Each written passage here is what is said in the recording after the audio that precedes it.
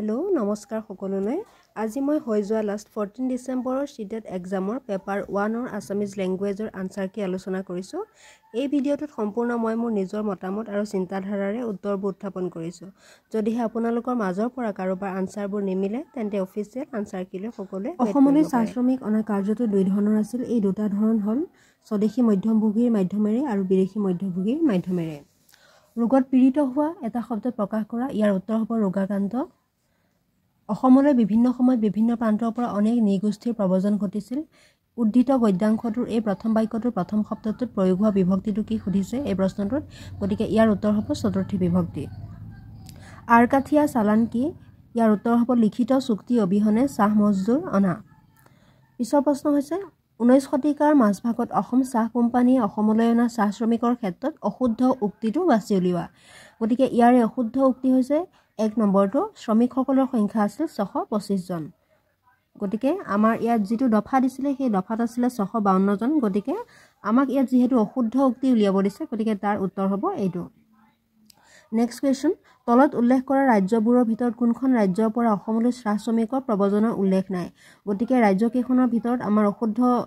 শুদ্ধ উত্তৰটো হ'ব ৰাজস্থান নেক্সট কোৱেশ্চন অসমৰ প্ৰথম চাহ কোম্পানীটো গঠিত হৈছিল 1835 চনত অসমত চাহৰ পদ্ধতিগত খেতি প্ৰথমে কোনে আৰম্ভ কৰিছিল উত্তৰ হ'ব ইয়াৰ ইষ্ট ইণ্ডিয়া কোম্পানীয়ে গিৰমিটিয়া চালানৰ জৰিয়তে অসমলৈ অহা চাহ শ্ৰমিকৰ 1877 চনত কিমান হৈছিল গৈ ইয়াৰ উত্তৰ হ'ব 46765 জন ইয়াৰ পিছত আমাক এটা কবিতা দিছে কবিতাৰ পদ্যাংশ পঢ়িলৈ আমি তলৰ প্ৰশ্নসমূহ কৰিব লাগে কদু পোহৰৰ পথ নাই বুলি কোনে কাক কৈছিল ইয়াত উত্তৰ হ'ব কবিয়ে তেওঁৰ জীৱন স্বামীক কৈছিল কুমাৰে বোকা মাটি হানি খসুতে কি কৈছিল মাটিৰ মুখত মাত ওলাইছিল তিমিৰ পথৰ যাত্ৰী আমি বুলি কোৱাৰ অৰ্থ হৈছে মৰণ পথৰ যাত্ৰী জীৱন স্বামী গৰাকী কিদৰে কবিয়ে প্ৰশ্ন কৰিছিল ইয়াৰে শুদ্ধ উত্তৰটো হ'ব আকাশৰ ফালে দুই হাত জোৰ কৰি কুমাৰে কিদৰে মাটি খচিছিল দুহাতেৰে নিৰ্দয়ভাৱে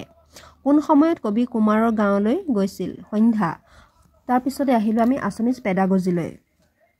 ফলপ্ৰসূ শব্দ ভাণ্ডাৰ কি ইয়াৰ শুদ্ধ উত্তৰ হ'ব লিখন আৰু কথনত ব্যৱহাৰ কৰা শব্দবোৰ তলৰ কোনটো বুধ শক্তিৰ সৈতে পঢ়িব পৰা দক্ষতা পৰিচয়ক নহয় ইয়াৰ শুদ্ধ উত্তৰটো হ'ব সুকীয়া আখৰ বা বৰ্ণমালাত একান্ত মনোযোগ দিয়া এগৰাকী শিক্ষকে তেওঁৰ ছাত্ৰ-ছাত্ৰীবোৰক অভিজ্ঞতা ভিত্তিক প্ৰশ্নোত্তৰ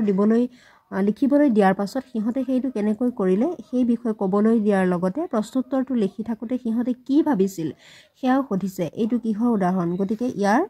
উত্তৰটো হ'ব অতি বোধাৰ্জন মেটা কগনিশ্যন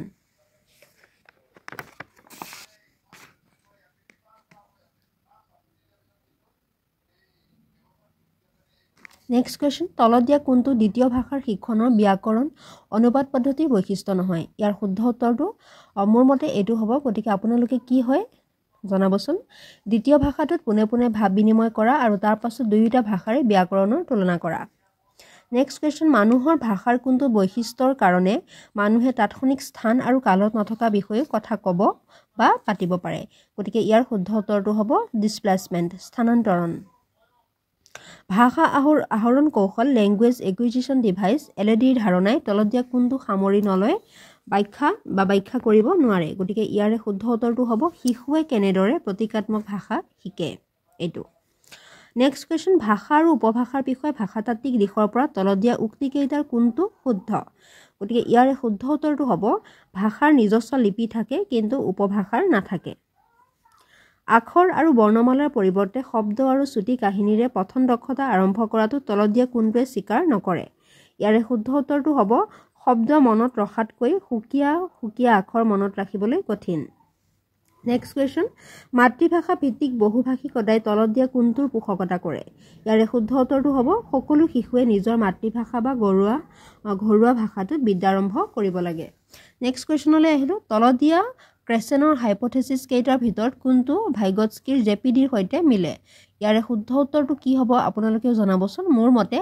ইনপুট হাইপোথেসিস হ'ব লাগে গতিকে আপোনালোকে জনাবচোন কমেন্ট কৰিব মোক কামিনৰ পৰস্পৰ নিৰ্ভৰ প্ৰমেয় বা পৰিকল্পনা তলত দিয়া কোনকেইটা ইটো সিটোৰ ওপৰত নিৰ্ভৰশীল ইয়াৰে শুদ্ধ উত্তৰটো হ'ব প্ৰথম আৰু দ্বিতীয় ভাষাত বোধগম্য বৌদ্ধিক বা বিদ্যায়তনিক দক্ষতা নেক্সট কোৱেশ্চনলৈ আহিছো পাঠ বোধগম্যতাৰ ক্ষেত্ৰত তলত দিয়া কোনকেইটাৰ ভিতৰত কোনটো অশুদ্ধ ইয়াৰে শুদ্ধ উত্তৰটো হ'ব সাৰগ্ৰহণ বা স্কিমিং হৈছে গভীৰ পঠন আৰু স্কেনিং হৈছে দ্ৰুত পঠন নেক্সট কুৱেশ্যন শিশু এটাই যেতিয়া নিজৰ চৌপাশে থকা বিভিন্ন ব্যক্তি বস্তু ঘটনা আদিৰ বিষয়ে ভাষা ব্যৱহাৰ কৰি সুধিবলৈ আৰম্ভ কৰে তেতিয়া শিশুটোৱে ভাষাৰ কোনটো কাৰ্যবাদীক আটাইতকৈ বেছিকৈ ব্যৱহাৰ কৰে গতিকে ইয়াৰে শুদ্ধ উত্তৰটো মোৰ মতে হ'ব লাগে প্ৰয়াস প্ৰমাণ হিউৰিষ্টিক গতিকে আপোনালোকে কি দিছে উত্তৰত সেইটো মোক জনাব নেক্সট কুৱেশ্যন একেটা বাকগোষ্ঠী স্পিচ কমিউনিটিৰ অন্তৰ্গত ভিন ভিন সামাজিক পটভূমিৰ দুটা ভাষাভাষীৰ গোটে বা ধ্বনিটো ভিন ভিন উচ্চাৰণ কৰা পৰিলক্ষিত হয় এইটো হৈছে এটা পৰিৱৰ্তনশীল কাৰক ভেৰিয়েবল গতিকে ইয়াৰে মোৰ মতে সামাজিক বা সাংস্কৃতিক উত্তৰটো হ'ব পাৰে গতিকে আপোনালোকে কি দিছে নো কমেণ্টত মোক জনাব নেক্সট কুৱেশ্যন সাতমহীয়া কেঁচুৱা এটাই স্বৰ আৰু ব্যঞ্জন দুয়োবিধ ব্যৱহাৰ কৰি কণ্ঠায়ন কৰিব পৰা হৈছে তলত দিয়া কোনটো এইদৰে ব্যৱহাৰ কৰি কেঁচুৱাটোৱে ভাৱ প্ৰকাশ কৰিছে আৰু ইয়াৰ উত্তৰ ডেফিনেটলি কলকলোৱা হ'ব অৰ্থাৎ বেবলিং বুলি কোৱা হয় যাক এইখিনি আছিল 91ৰ পৰা 90ৰ পৰা আছিলে আপোনাৰ 120 লৈকে গতিকে এইখিনি চাব গোটেই প্ৰশ্নখিনি আৰু চাই লৈনো কোনেনো কি অপশ্যন ক্লিক কৰিছে বা কি দিছে আপোনালোক সকলোৱে মোক জনাব বা মই কিমানখিনি কৰিলোঁ সেইখিনি আপোনালোকৰ মাজত দেখাইছোঁ বা উপস্থাপন কৰিছোঁ